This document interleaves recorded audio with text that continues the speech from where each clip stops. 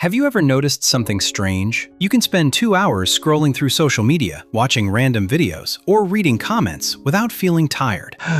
But the moment you sit down to study, work on your business, go to the gym, or finally start that project you've been thinking about for months, suddenly you feel exhausted. You tell yourself, I'll start in 5 minutes. 5 minutes becomes 30. 30 becomes tomorrow. And before you know it, another day is gone. Then comes the worst part. You look at yourself and think, maybe I'm just lazy. If you've ever had that thought, I want you to stay with me for the next few minutes, because what I'm about to tell you completely changed the way I think about productivity, and maybe it'll change the way you think about yourself too. Here's the truth. You're probably not lazy. In fact, most people who call themselves lazy aren't lazy at all. Think about it. A truly lazy person wouldn't feel guilty for wasting time. They wouldn't search for videos like this. They wouldn't wonder why they can't stay consistent. The fact that you're here trying to figure this out means you already care. You want to improve. You just don't understand why taking action feels so difficult. And honestly, that's not your fault, because almost nobody teaches us how our brain actually works. We're told things like, be more disciplined. You just need more motivation. Successful people simply work harder. It sounds inspiring, but if that were true, then every person who felt motivated on January 1st would still be following their New Year's resolutions in December. Clearly, something else is going on. Let me tell you about two friends. We'll call them Ethan and Maya. Both decide they're going to wake up at 6 every morning and exercise before work. The first few days, everything goes well. They're excited. They feel motivated. They even start imagining how different their lives will look in a few months.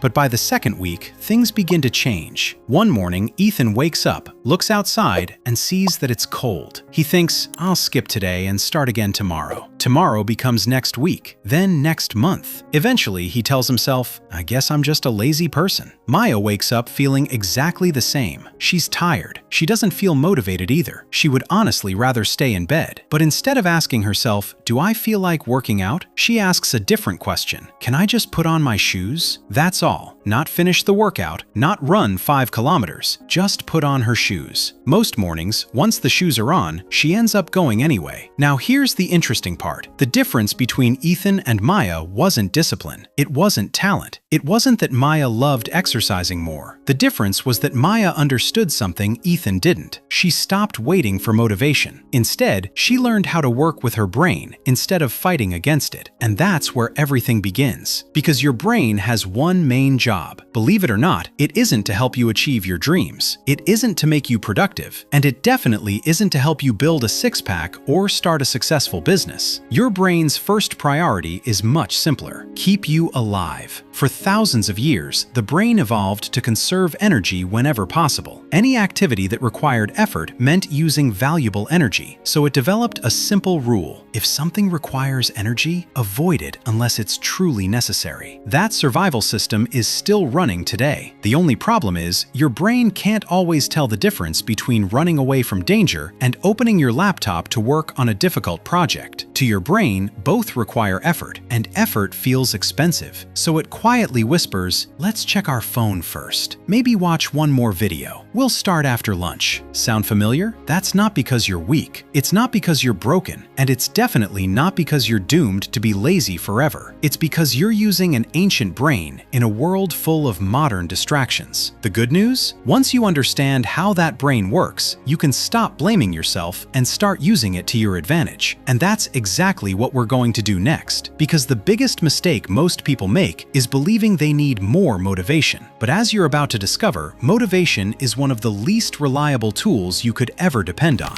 So if laziness isn't the real problem, then what is? For most people, the answer seems obvious. I just need more motivation. We've all said it. I'll start when I feel motivated. Tomorrow I'll be in the right mood. Next Monday will be different. It sounds reasonable, but here's the problem. Motivation is one of the least reliable things you can build your life around. Think about it. Have you ever watched an inspiring video, felt like you could conquer the world, made a detailed plan, organized your desk, downloaded a habit tracker, and promised yourself, this is the beginning of a new me? Then, 2 days later, you're back on the couch wondering what happened. If that's ever happened to you, welcome to being human. Because motivation isn't permanent. It's temporary. It's like the weather. Some mornings it's bright and sunny. Other mornings it's cloudy. And some days it never shows up at all. Now imagine a farmer standing in his field. He looks at the empty ground and says, "I'll plant my crops when I feel motivated." That sounds ridiculous. Some days he'll feel inspired. Most days he won't. If he waits for the perfect feeling, he'll never have a harvest. Now replace the farmer with yourself. The field is your future. The seeds are your daily actions, and the harvest is the life you're trying to build. If you only work toward your goals when motivation arrives, you're letting your future depend on a feeling you can't control. That's a dangerous strategy. But here's something even more interesting. Have you noticed that motivation often appears after you start, not before? Think about the last time you didn't feel like going to the gym. Getting dressed felt difficult. Driving there felt difficult. But once you finished your first exercise, you thought, you know what? This isn't so bad. Or maybe you've experienced it while studying. Opening the textbook felt impossible. But once you read the first few pages, continuing became much easier. Why? Because your brain follows a simple principle that many people never learn. Imagine trying to push a heavy car. When it's standing still, you have to use almost all your strength just to make it move. But once the wheels start rolling, keeping it moving takes much less effort. Your brain works in a very similar way. Psychologists often describe this idea as activation energy. In simple words, every task has a starting cost. Writing one sentence isn't difficult. The difficult part is opening the blank document. Going for a run isn't always difficult. The difficult part is putting on your shoes. Studying isn't always difficult. The difficult part is sitting at the desk and opening the book. The biggest obstacle isn't the work itself, it's the moment before the work begins. And that's where most people get stuck. They think, I'll wait until I feel motivated. But your brain is waiting for something else. It's waiting for movement. Because action creates motivation far more often than motivation creates action. Now, let's talk about something your brain loves even more than saving energy: dopamine. You've probably heard people call dopamine the feel-good chemical, but that's only part of the story. Dopamine isn't just about pleasure, it's about anticipation. It's the feeling that whispers, "This could be rewarding." That's why scrolling through social media feels so addictive. Every swipe might reveal something interesting. Every notification might be exciting. Every short video promises a tiny surprise. Your brain loves uncertainty because uncertainty can lead to rewards. Now compare that with writing a report, or studying for an exam, or editing a video. The reward is far away. Your brain doesn't get excited about something that might pay off weeks or months from now. It prefers the reward that's available right now. That's why your phone often wins. Not because you're weak, because your brain naturally chooses immediate rewards over delayed ones. Psychologists call this present bias. We value today much more than tomorrow. And once you understand that, something amazing happens. You stop asking, "Why am I so lazy?" And you start asking a much better question. How can I make starting so easy that my brain stops resisting it? That one question changes everything. Because you're no longer fighting your brain, you're designing your life around how it actually works. But motivation isn't the only thing standing in your way. Sometimes, even when you genuinely want to begin, something deeper is holding you back. Fear, overwhelm, too many decisions, an environment filled with distractions. These invisible obstacles often look like laziness when they're really something else entirely. Let's uncover them next. So now we know something important. Motivation isn't the answer. And you're probably not lazy. But that still leaves one big question. If I'm not lazy, then why do I keep putting things off? The answer is surprisingly simple, because what we call laziness is usually just a symptom. The real problem is hiding underneath. Think of it like a warning light in your car. The light itself isn't the problem. It's just telling you that something else needs attention. Laziness works the same way. Most of the time, it's covering up something much deeper. Let me show you what I mean.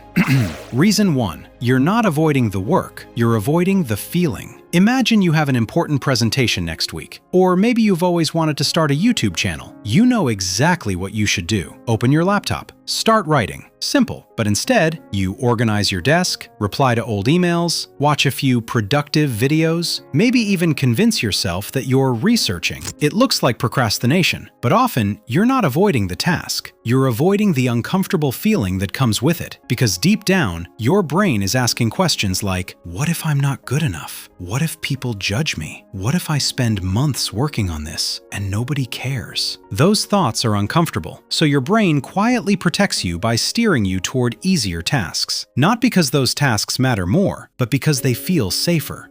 Here's the irony. The project you're avoiding is often the one that matters most. Reason 2. You're climbing the entire mountain in your head. Let me ask you something. Have you ever looked at your to-do list and immediately felt tired? Not because you started working, but because everything looked overwhelming. That's because your brain doesn't always see individual tasks. It sees one giant mountain. Imagine someone says, write a book. Sounds impossible. Now imagine they say, write one paragraph. Completely different feeling. The goal didn't change, only the size of the first step did. We make this mistake all the time. Instead of thinking, I'll edit for 15 minutes, we think, I have to finish the whole video. Instead of, I'll study one chapter, we think, I have to master the entire subject. Your brain hears that and immediately looks for the exit, because huge goals create huge resistance. Here's a question that has helped me countless times. Instead of asking, how do I finish this? Ask, what's the smallest step that moves me forward? Sometimes that step is simply opening the document, and that's enough. Reason 3. Decision fatigue is draining you. Here's something most people never notice. By the time you reach the evening, your brain has already made hundreds of decisions. What should I wear? What should I eat? Should I answer this message? Should I check my email? Should I buy this? Should I go out tonight? Individually, none of these seem important, but together, they quietly drain your mental energy. This is called decision fatigue. The more decisions your brain makes, the more it starts looking for shortcuts, and the easiest shortcut is doing nothing. That's why many successful people simplify the small things. Some wear similar clothes every day. Some prepare meals in advance. Some plan tomorrow before they go to sleep. Not because they love routines, because they want to save their mental energy for decisions that actually matter. Reason 4. Your environment is quietly controlling you. Now let me ask you another question. If I placed a bowl of fresh fruit beside you and a plate of warm cookies on the other side, which one do you think your brain would notice first? Probably the cookies. Not because you lack discipline, because your brain naturally pays attention to the easiest reward. The same thing happens with your phone. Imagine you're trying to study. Your phone lights up. Just one notification. You tell yourself, I'll only check it for a second. 20 minutes later, you're watching videos about things you weren't even interested in. Sound familiar? That's not a willpower problem. It's an environment problem. We often think successful people have incredible self-control, but many of them simply make distractions harder to reach. They keep their phone in another room. They block distracting websites. They leave their notebook open on the desk before going to bed. They prepare tomorrow's work today. In other words, they make the right choice easier and the wrong choice slightly harder. And that tiny difference adds up over time. Now let's connect everything we've talked about. Imagine this cycle. You have an important task. It feels uncomfortable. You avoid starting. You scroll your phone instead.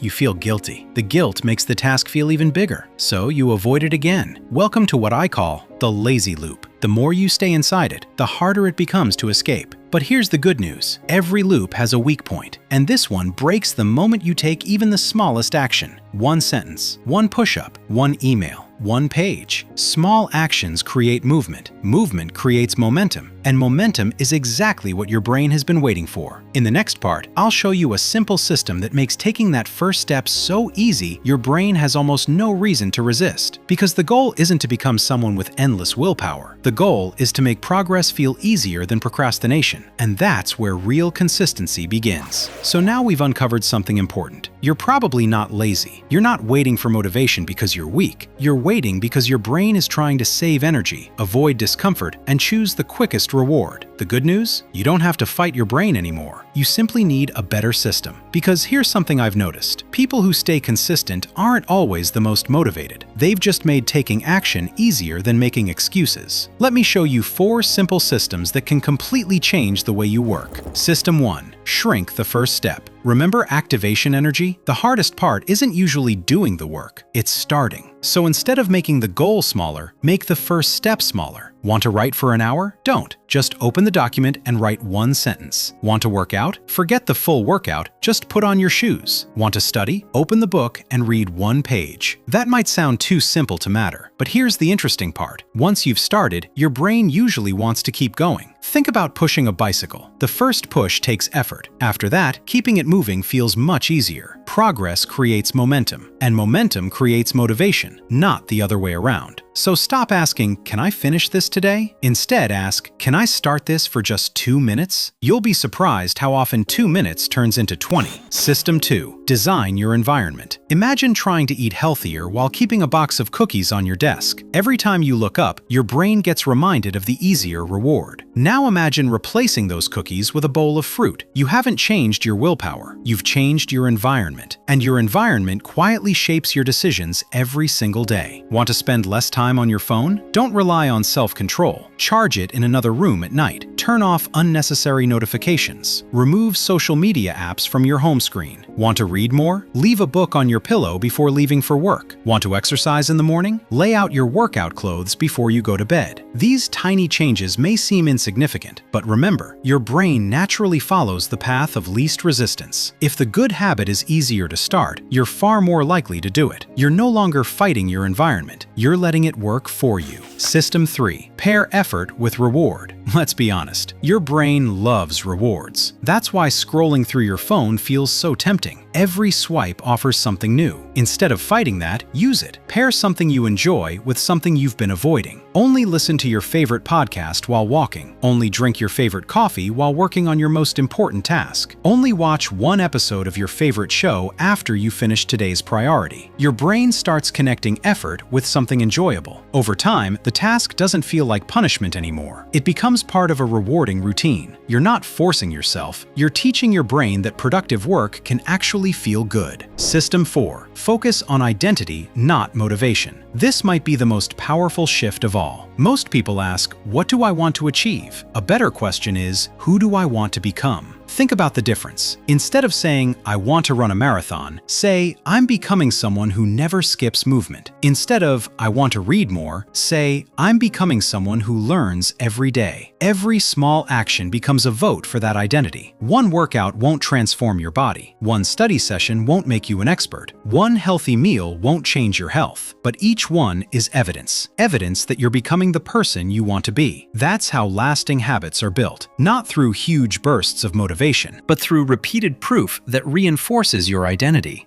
Earlier, we talked about the lazy loop. It looked like this. You avoid the task. You feel guilty. The task feels even bigger. You avoid it again. Now let's replace it with something better. The momentum loop. Make the first step tiny. Take action. Feel a small win. Build confidence. Take another step. Repeat. Notice something? The first loop gets stronger every time you avoid action. The second loop gets stronger every time you begin. And that's why the first action matters so much. Not because it's big, but because it changes the direction you're moving. Let's go back to Ethan and Maya. Remember them? Ethan kept asking himself, "Do I feel motivated today?" Some days the answer was yes. Most days it wasn't. So he waited. And waiting slowly became a habit. Maya stopped asking that question. Instead, she asked, "What's the smallest action I can take right now?" Some mornings she completed a full workout. Other mornings, she only stretched for 5 minutes. Once, she simply put on her running shoes and walked outside. That's all. Was it a perfect workout? No, but it was another vote for the person she wanted to become. 6 months later, people told Maya, "You're so disciplined." They thought she had incredible willpower. The truth? She didn't. She just stopped relying on motivation. She relied on her system. And that's the biggest lesson of this entire video. You don't need to become a different person. You don't need endless motivation. You don't need perfect discipline. You simply need a system that makes starting easier than waiting. Because your future isn't built on the rare days when you feel inspired. It's built on the ordinary days when you don't feel like it, but you take one small step anyway. And those small steps, repeated over weeks, months, and years, can completely change your life. So let's go back to the question we started with. What if you've been calling yourself lazy when you never were? Think about how many people spend years believing they're the problem. They compare themselves to friends who seem more productive. They watch successful people online and think,